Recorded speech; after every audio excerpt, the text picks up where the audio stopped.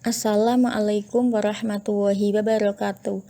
Kami dari kelompok 11, mata kuliah Perencanaan Pembelajaran, akan menyampaikan materi kami tentang penilaian hasil pembelajaran yang terdiri dari Alvin Rizky Imanul Amin dengan NIM 1713300000143, Vina Dwi Apriliani dengan NIM 19133000408, Syifa Fauzia dengan NIM 19133000436 dari kelas 5 PGSDA 1. Pengertian penilaian hasil.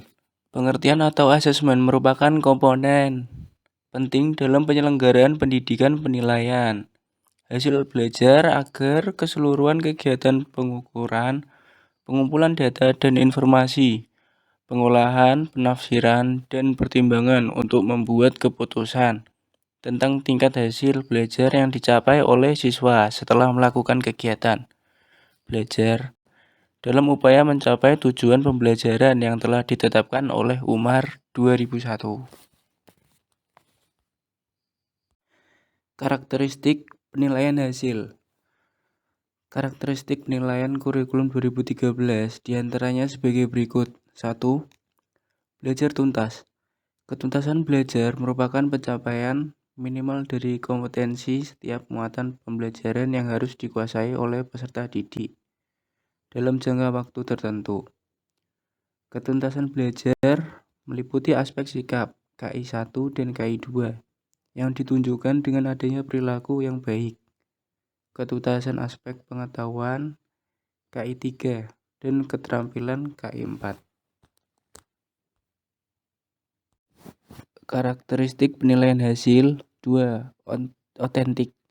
Penilaian dilakukan untuk mengukur pencapaian kompetensi secara holistik. Aspek sikap, pengetahuan, dan keterampilan dinilai secara bersamaan sesuai kondisi nyata.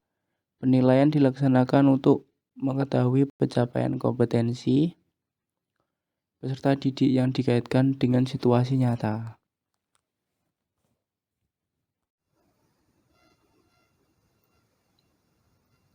Karakteristik penilaian hasil yang ketiga yaitu berkesinambungan.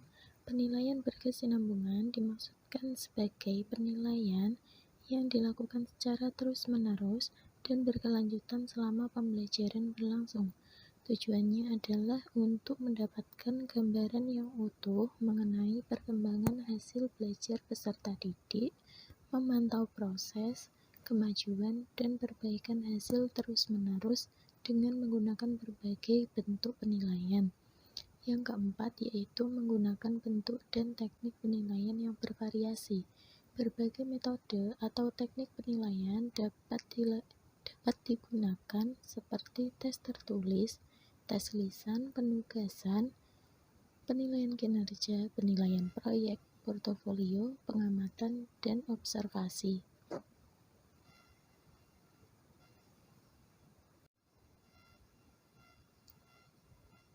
Karakteristik penilaian hasil yang kelima yaitu berdasarkan acuan kriteria. Penilaian sikap, pengetahuan, dan keterampilan menggunakan acuan kriteria. Kemampuan peserta didik tidak dibandingkan terhadap kelompoknya, tetapi dibandingkan terhadap ketuntasan yang ditetapkan. Kriteria ketuntasan ditetapkan oleh satuan pendidikan dengan mempertimbangkan karakteristik peserta didik, karakteristik mata pelajaran, dan kondisi satuan pendidikan.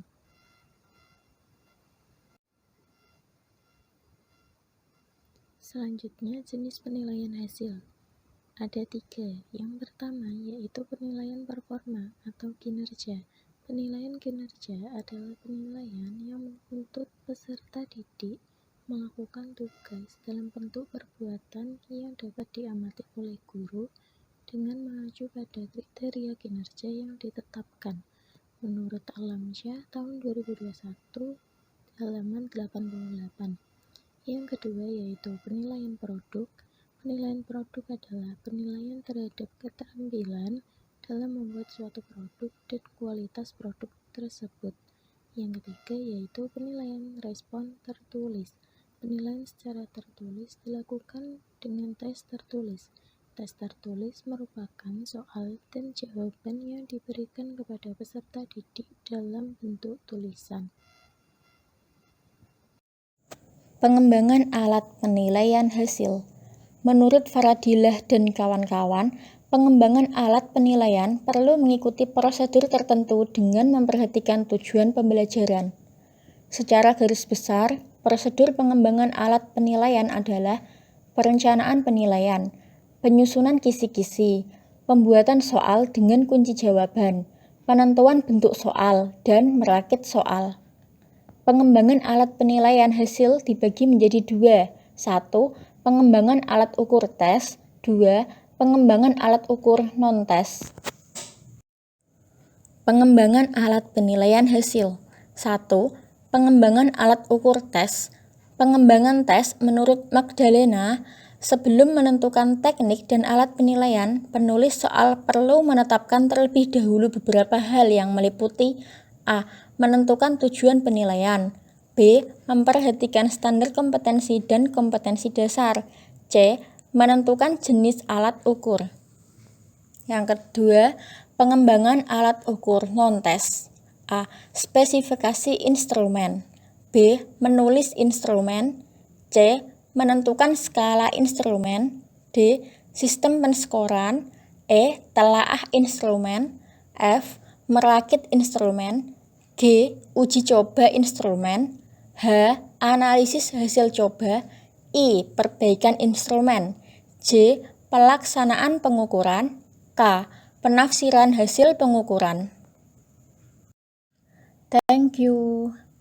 Wassalamualaikum warahmatullahi wabarakatuh.